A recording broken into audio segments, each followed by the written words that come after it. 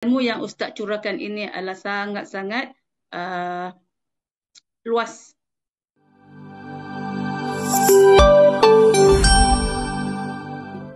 Assalamualaikum warahmatullahi wabarakatuh. Yang saya hormati Al-Fadhil Ustaz Abdul Hadi, yang dikasihi rakan-rakan seperjuangan serta pihak tim pengurusan izin ngaji Akademik Al-Quran, khususnya untuk kelas Amito ya.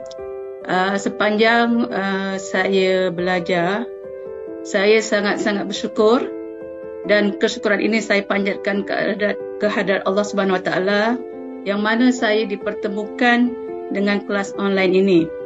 Sebenarnya saya tercari-cari juga ya. Saya lihat dekat online mana satu guru yang saya boleh ikut, saya boleh belajar, dan mungkin dan Allah juga yang menjentik hati saya untuk terus belajar di dalam kelas izin ngaji ni. Sebenarnya saya dulu adalah guru kelas sekolah SRA di Kelang, bahagian tapi bukan bahagian tajwid lah. Tapi sepanjang saya mengajar tu, saya rasa macam Al-Quran tu adalah satu ilmu yang penting yang wajib kita belajar ke atas setiap orang muslimin atau orang Islam. Jadi saya rasa macam sepanjang saya lihat ketika sesi pembelajaran Al-Quran itu masih banyak lagi kekurangan ya, yang diajar oleh para guru.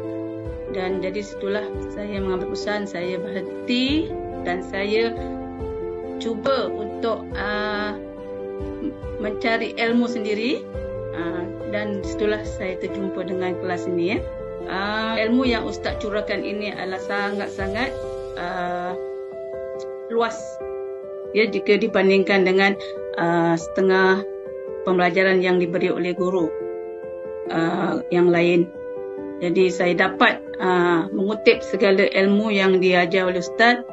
Sebab tu saya suka bertanya jika saya tak faham, sebab saya tak nak pendamkan apa yang saya tak faham. Jadi saya lebih baik bertanya. Saya harap Ustaz sabar ya dengan soalan yang saya beri itulah.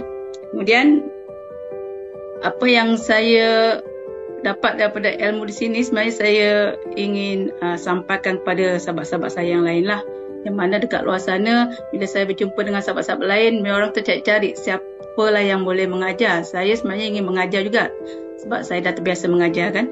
Jadi saya cari ilmu ini untuk saya ajarkan semula kepada sahabat-sahabat yang lain di luar sana lah. Dan mudah-mudahan ilmu yang Ustaz sampaikan kepada saya akan saya perolehi dengan mudah, dan dengan cara pembelajaran yang Ustaz ajar itu mudah untuk saya terima. Dan akhir kata, saya nak buat pantun sikit lah. Ikan kelama dimasak belada, dimasak oleh isteri nelayan. Terima kasih yang tidak terhingga, ilmu yang diterima minta dihalalkan. Sekian, wabillahi taufiq wal hidayah. Assalamualaikum warahmatullahi wabarakatuh.